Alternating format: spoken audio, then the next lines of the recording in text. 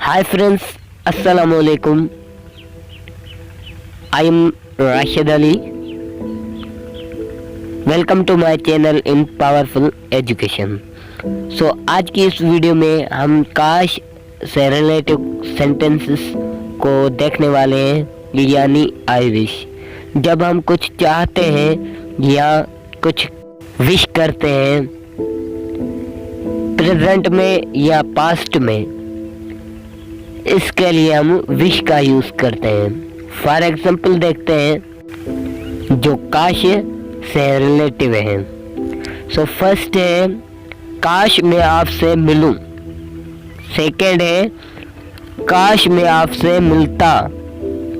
Third काश मैं आपसे मिल चुका या मिल लिया होता। नेक्स्ट है काश मैं आपसे मिल सकता या मिल पाता। नेक्स्ट काश मैं घर पर हूँ जब आप आए। नेक्स्ट है काश मैं घर पर होता। सेवेंथ है काश मैं पास हो चुका होता। और 8 है काश मेरे पास एक कार हो। 9th है काश मेरे पास एक कार होती। और 10th है काश मेरे पास एक कार रही होती। फ्रेंड्स, काश से रिलेटिव जितने भी सेंटेंस हैं वो सभी इन 3 वर्ब से रिलेटेड हैं। वो 3 वर्ब कौन से हैं मैं आपको बताता हूँ। फर्स्ट है डू। डू का मतलब होता है करना। सेकेंड है बी। बी मीन्स होना। थर्ड है हैव। हैव का मतलब होता है पास होना, करीब होना। फ्रेंड्स, ये तो काम करने की बात हो गई या होने की बात हो गई या पास होने की बात हो गई। हैव का यूज पास होने के लिए किया जाता है। फ्रेंड्स, सबसे पहले डू आता है। डू मीन्स करना। किसी काम को करने की बात हो या कोई भी वर्ब हो सकता है। जैसे मीट।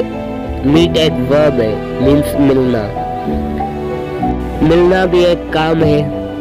मान लीजिए कि मैं आपसे कहूँ काश मैं आपसे मिलूं,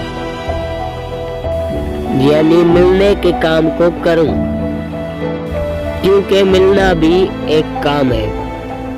एग्जाम्पल देखते हैं। I wish I meet you today. काश मैं आज आपसे मिलूं, यानी मिलने के काम को मुकम्मल करूं। अब ये एक सेंटेंस है असर्टिव। इस सेंटेंस को नेगेटिव कैसे बनाए? Example, I wish I don't meet you today. कि आज मैं आपसे ना मिलूं। काश मैं आज आपसे ना मिलूं। अगर ये सेंटेंस हम पास्ट में बोलना चाहें तो कैसे बोलेंगे? हम कहेंगे I wish I met you. काश मैं आपसे मिलता। अब हम पास्ट में वर्ब का सेकंड फॉर्म यूज करेंगे। जैसे मीट का सेकंड फॉर्म है मेट। अब हम इस सेंटेंस को नेगेटिव कैसे बनाएंगे?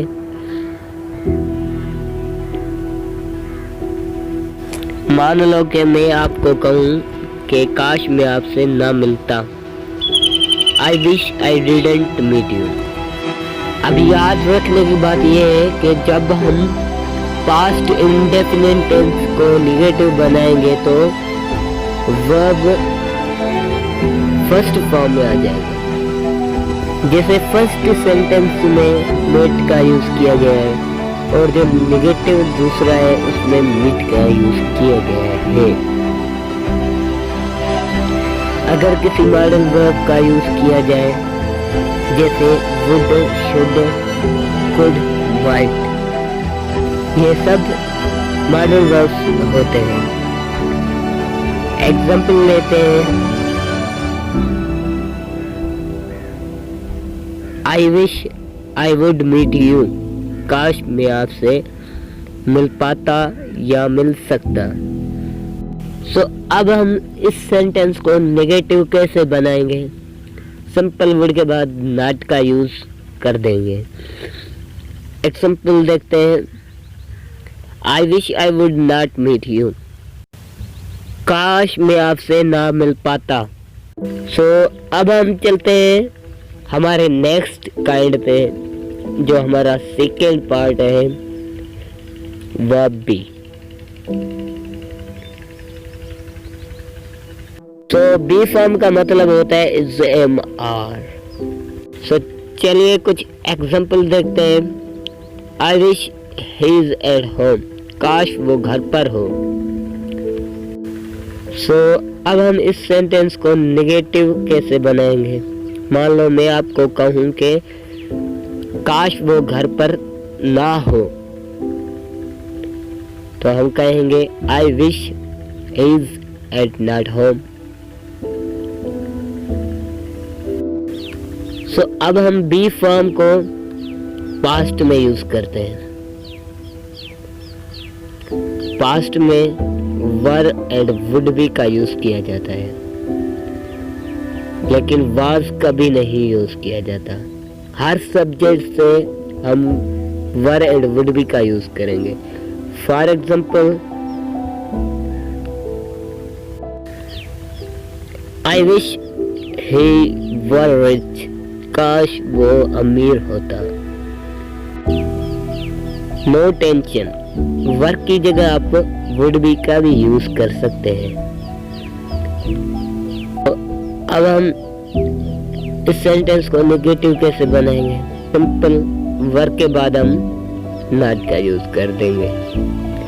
Example, I wish he were not rich, काश वो अमीर ना होता। अब हम चलते हैं वुड बी की तरफ, कुछ एग्जाम्पल वुड बी के साथ। आई wish he would be at school, काश वो स्कूल में होता। अब हम इस सेंटेंस को नेगेटिव कैसे बनाएंगे? सिंपल, वुड बी के बीच में हम नॉट का यूज करेंगे। Example, I wish he would not be at school, काश वो स्कूल ना होता। अब हम चलते हैं हैव की तरफ। हैव का मतलब होता है पास होना, कोई भी चीज जो हमारे पास हो। फॉर एग्जाम्पल, काश मेरे पास एक कार हो, I wish I have a car। अब हम इस सेंटेंस को नेगेटिव कैसे बनाएंगे? Simple, I wish I don't have a car। अगर हम इसी सेंटेंस को पास्ट में जाकर यूज करें तो हो जाएगा I wish I had a car, काश मेरे पास कार होती। अब हम इस सेंटेंस को नेगेटिव कैसे बनाएंगे? सिंपल,